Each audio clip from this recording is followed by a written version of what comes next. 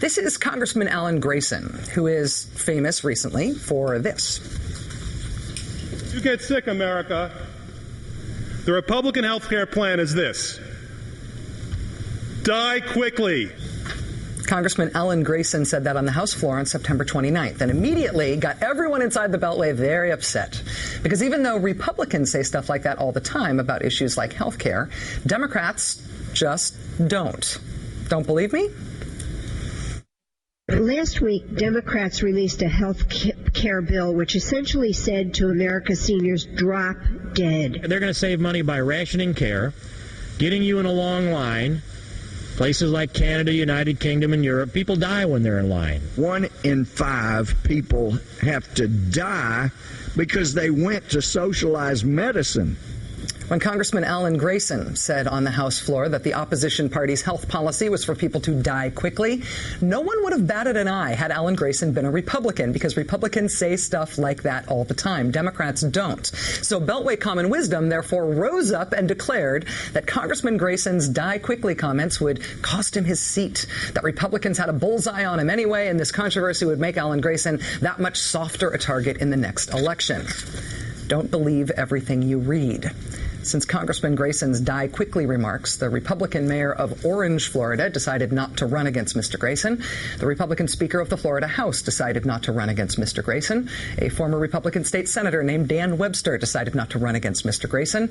A local Republican businessman named Jerry Pierce decided not to run against Mr. Grayson. The Orlando Sentinel reported on Friday that Republicans might have finally found someone to run against Mr. Grayson. Mr. Grayson's district is here in central Florida. You can see there on the map.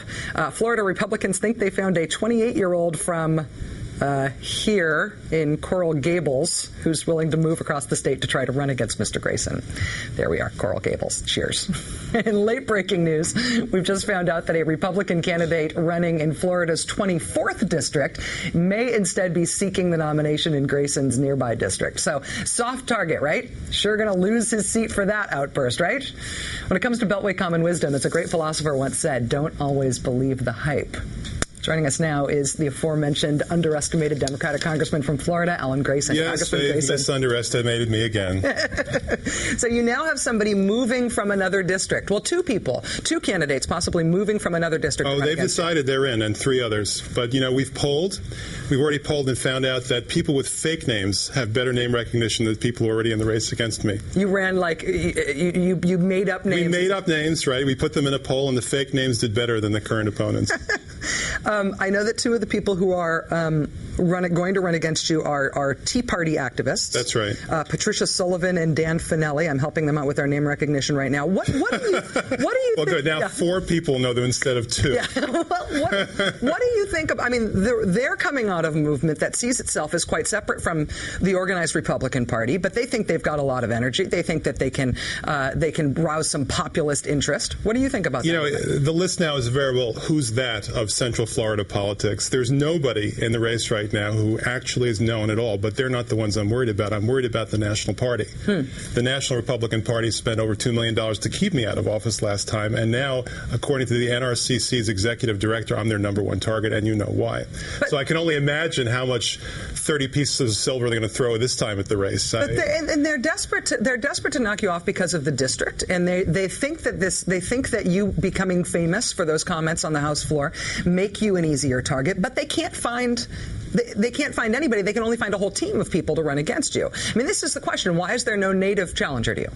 There's no native challenger because people like a congressman with the guts. Yeah. They like someone who says it like it is, and in particular like a Democrat who says it like it is. I mean, a Democrat with guts, is many people think of it as some sort of mythological creature like a unicorn. People want to see somebody who spells out what's at stake. You know, in healthcare, we're talking about lives. We're talking about huge amounts of money. We're not talking about bipartisanship. Nobody cares about that. They want somebody who actually understands what's at stake and says what's on his mind. It turns out that that's what's on a lot of other people's minds as well. My sense is that you think being outspoken and aggressive is not just a good strategy for you and for your own district, but you think that Democrats broadly need to be pulling out the stops a little more. Absolutely. Look, the 4-1 people have favored what I said in the emails and the letters that we've received. Over 10,000 people have come to GraysonForCongress.com and made contributions in the last 3 weeks.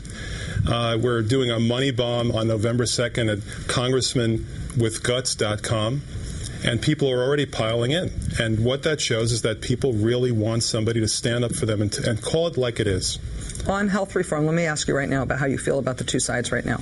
We talked about at the top of the show, Senator John Kyle, Republican, this weekend saying he doesn't believe that death rates are higher for people who don't have health insurance. The chair of the Republican Party says we just don't need health reform. How do you see the two sides right now? I think that the Democrats have been fooled now for months by this fantasy of bipartisanship. You know, bipartisanship is a concept that's become a weapon of mass distraction to keep us from actually doing what we need to do, to give people in this country universal health care, to give them affordable health care, and to give them comprehensive health care, because a lot of people find they get all the health care they need as long as they don't need any. And that has to end. That's not what America is entitled to, and that's not the kind of America most people want to see. But instead, we get bogged down in these nuisances. I don't remember hearing a lot about bipartisanship when we were talking about tax breaks for the rich. Do you think that Democrats are starting to rise to the occasion on health reform? Do you think they're fighting more, appeasing less when it comes to acting for real health reform? I think so. Since I pointed out that a Harvard study shows that 44,789 Americans die every single year because they don't have health coverage, now people in Washington understand what's at stake, and that's life and death. The cost of delay, and now people understand, is death, and death of many, many Americans. More Americans dying every month than died on 9/11. But that was just once, and this is month after month after month. And that's why I say it's so important that we move it along to save these people's lives. And strategically, though, you feel like Democrats have made the pivot, that they've stopped working toward bipartisanship as an end rather than as a means, and they've started pushing for what they want. I think we're making the pivot because we're making the moral argument in favor of what we want. For too long, we were bogged down in this idea of just simply making it more affordable, when in fact what we're talking about is life or death. And that's the case the Democrats haven't made until now, and now I'm seeing it made. Also, I think we've exposed that the Republicans have nothing. I mean, the point of my presentation is that they have no plan. And now they've had 2 weeks to come up with something that would actually save these people's lives, and they've got nothing. So now, for a change, they're on the defensive. Congressman Alan Grayson, Democrat of Florida, congressmanwithguts.com, says something that wasn't taken before you took it. Thank you, sir. Good point. Nice to see you. All right, my pleasure. Thank you.